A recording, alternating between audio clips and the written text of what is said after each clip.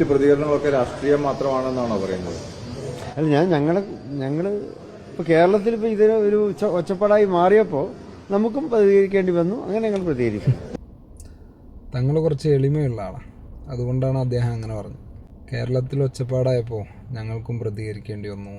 തങ്ങൾ അത്രയ്ക്ക് എളിമയില്ലാത്ത ആളുകൾ അത് വായിച്ചെടുക്കേണ്ടത് കോൺഗ്രസിൻ്റെ മനുഷ്യത്വരഹിതമായ പ്രവർത്തനങ്ങൾക്കെതിരെ മലയാളിയുടെ പ്രതിഷേധത്തിൻ്റെ സ്വരവും പ്രതിരോധത്തിൻ്റെ കരുത്തും പ്രകടമായപ്പോൾ മുസ്ലിം ലീഗിന് ന്യായീകരിക്കേണ്ടി വന്നു എന്നാണ്. ഉത്തരേന്ത്യയിൽ ബുൾഡോസർ രാജ് നടപ്പിലാക്കുമ്പോൾ വാചാലരാകുന്ന കോൺഗ്രസ് നേതൃത്വം കർണാടകയിൽ സ്വന്തം സർക്കാർ നൂറുകണക്കിന് കുടുംബങ്ങളെ തെരുവിലേക്ക് വലിച്ചെറിയുമ്പോൾ എവിടെയായിരുന്നു?